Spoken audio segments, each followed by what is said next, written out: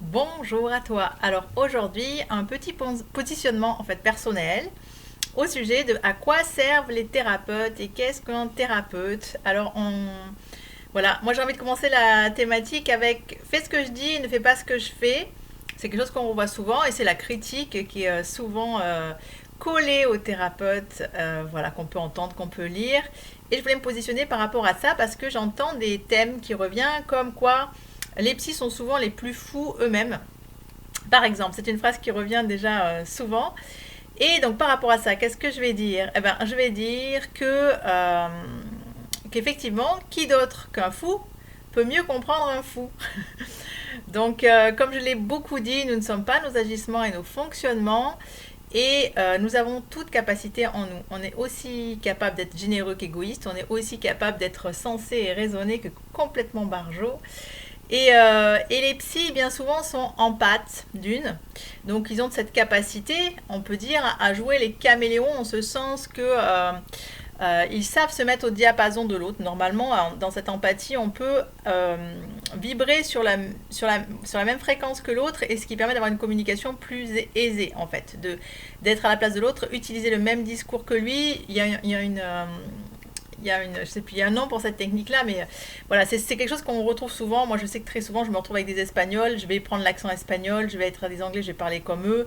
Voilà, c'est un peu ça, c'est se mettre à la portée de l'autre. Donc effectivement, voilà peut-être pourquoi les psys paraissent aussi fous. Je dis pas que parfois ils se perdent peut-être ils laissent la partie folle au gouvernail et qu'après on pourrait presque les cataloguer pour fous puisque effectivement c'est la partie qui gouverne le plus.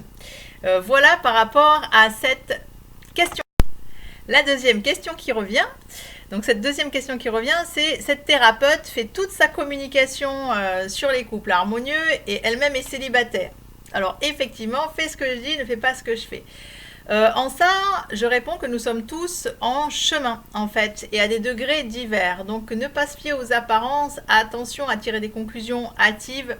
La vérité n'existant pas, il s'agit toujours d'un point de vue que l'on va porter.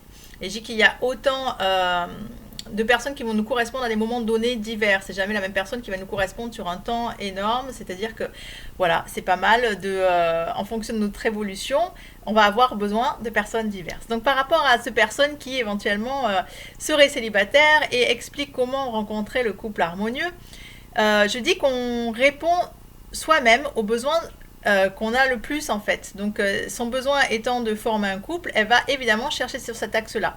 Je préfère aller vers quelqu'un, moi, qui fait ce travail de recherche plutôt que quelqu'un qui ne connaît pas du tout son sujet. Donc là, elle le connaît très très bien puisque c'est une problématique à laquelle elle cherche à répondre. Ce qu'elle va proposer aux gens, effectivement, c'est un condensé, une synthèse des écueils qu'elle a eus et de ce qui fonctionne. Et qu'elle n'est pas concrétisée dans la matière, je dirais que en fait, ça lui appartient totalement. Elle est à un seuil du chemin et que nous on en est à un autre. Mais normalement, elle est en avant par rapport à ce chemin-là, c'est-à-dire qu'elle nous propose déjà des étapes qu'elle a déjà vécues et qu'elle connaît bien. Donc elle peut accompagner quand même les gens sur ces étapes-là, même si elle n'a pas concrétisé encore dans la matière son couple harmonieux. Ça veut dire qu'elle est en chemin et qu'elle est encore en train d'aligner certaines choses. Et comme la vie est mouvement permanent, eh bien en fait on passe notre temps quand même à s'aligner, à chercher à évoluer, à s'adapter, etc. Donc moi je vois pas en quoi en fait c'est inquiétant quelqu'un qui n'a pas concrétisé, qui n'est pas arrivé à l'objectif du chemin qu'elle propose. Voilà par rapport à ça. Et je dis aussi que moi j'ai longtemps pratiqué de la haute montagne, on suit des guides et parfois on refait les mêmes chemins et on ne trouve pas les mêmes embûches au même endroit. La vie est mouvement permanent. Donc c'est vrai que c'est intéressant toujours de ne pas tenir pour acquis ce qu'on dit et de le revivre et de s'aligner. Voilà par rapport à cette thérapeute qui effectivement n'a pas concrétisé encore dans la matière ce qu'elle explique elle-même et le processus qu'elle propose aux gens qui sont appelés par les couples harmonieux à créer dans la matière. Voilà pour cette phrase-là qui revient. La troisième phrase qui revient, c'est cette psy se parle à elle-même, des personnes qui seront en consultation et qui ont la sensation que la psy se parle à elle-même en fait. Et je dirais que c'est totalement juste. Pour moi, ça vibre juste en ce sens que nous sommes un. Et au-delà de nous-mêmes, au-delà de la discussion qui peut se passer entre deux personnes, nous sommes toujours des êtres ancrés dans la matière, sur la terre, et connecté à une conscience supérieure, je dirais le macrocosme, la mémoire universelle et l'intelligence universelle. Et au-delà de nous, se passe plein de choses. Donc c'est dans beaucoup de thérapies, on dit commence par travailler sur toi-même et tu verras les répercussions sur le monde. Et en fait, c'est exactement ça qui se joue avec un psy. Son silence est un cadeau pour mieux aller s'entendre, par exemple.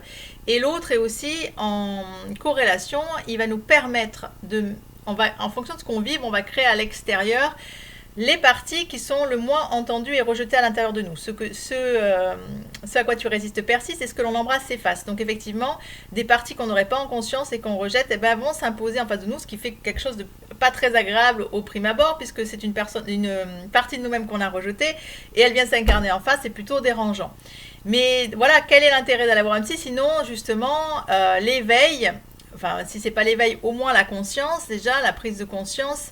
Et le rôle du psy, c'est ça, ce sont des passionnés de la conscience et de l'évolution. Ils essaient d'accompagner, tant qu'à faire se peut, cette autonomie et cette liberté de compréhension et de vision du monde. Ils font clarté, je les appelle les débroussailleurs du chemin. Donc voilà, l'autre effectivement se parle à lui-même d'une parce qu'on fait partie d'un tout et que ce qui se passe entre deux personnes, c'est au service de ce tout. Et de deux, donc c'est l'aspect miroir qu'effectivement il va venir me faire entendre une partie que je n'entends pas à l'intérieur de moi et que je ne peux pas accueillir. Donc il y a ça et on ne sait jamais qui est l'enseignant et l'enseigné. Moi ça m'arrive très souvent dans les soins et dans les accompagnements que je fais d'être avec une personne et me dire waouh, ce qu'elle m'a apporté en fait, elle est venue répondre exactement à la problématique du matin quoi. Donc voilà, on fait partie d'un tout, c'est avoir cette conscience. Donc ça nous éclaire sur notre propre chemin, certes, mais on travaille au-delà de bien plus grand. Voilà pour cette troisième sentence que j'entends au sujet des coachs, des thérapeutes. Et nous passons à la quatrième phrase. La quatrième phrase, donc les conseilleurs ne sont pas les payeurs. Et bingo, effectivement.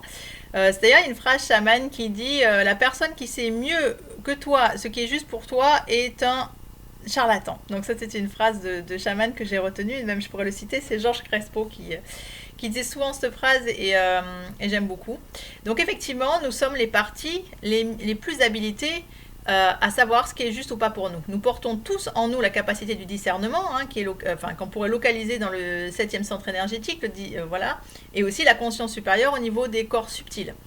Donc, ce qui est juste pour nous, nous sommes les mieux placés effectivement pour savoir. Le seul truc, c'est qu'effectivement, on peut être englué par les conditionnements sociétaux, c'est-à-dire tout ce que la compétition, le fait qu'il n'y a pas la place pour tout le monde, on peut avoir un maximum d'englument en fait qui va venir amoindrir, mettre le bazar à l'intérieur de nous en fait. On ne se connecte pas bien à nos émotions, on ne sait pas qu'est-ce qu'elles viennent nous dire. Donc normalement, le thérapeute, en fonction de là où il en est sur le chemin, parce que nous sommes tous en chemin et on a tous aussi nos problématiques à résoudre là-dedans. Donc normalement, il est censé être un peu moins englué en fait. Il a des karmas moins lourds, où effectivement il a réussi à lever, à mettre de la lumière et de la compréhension sur ce qui alourdissait son karma et nettoyer tous ces corps subtils utiles, c'est-à-dire le corps physique, le corps éthérique, le corps émotionnel, conscient ou pas conscient, et lever tous les freins et les conditionnements. Ce qui fait qu'il va pouvoir nous aider à faire clarté en nous-mêmes, en fait, à y voir clair et voir quelle est la source réelle du problème ou justement nous permettre d'entrer en nous-mêmes et trouver notre solution par rapport à ça et faire clarté. Voilà. Et ensuite, il y a aussi le fait qu'on a tous des talents divers et variés. Donc, c'est quand même le thérapeute, en général, s'il est connecté à son souffle vivant, a ce besoin irrépressible d'œuvrer au service de la conscience. Donc, c'est quand même son boulot. Il a débroussaillé, normalement travaillé sur lui, vécu... et puis fait clarté sur pas mal de choses. C'est en ça qu'il peut nous aider. C'est toujours plus facile si par exemple, je sais pas, on a besoin d'organiser une soirée son et lumière et puis qu'on fait appel à un technicien son et lumière pour l'éclairage, ça sera plus simple que si on fait venir le boulanger du coin, même si il est très doué, voilà, il est boulanger quoi, chacun son talent. Donc c'est pour ça que oui, on est les mieux placés pour répondre à nos problématiques.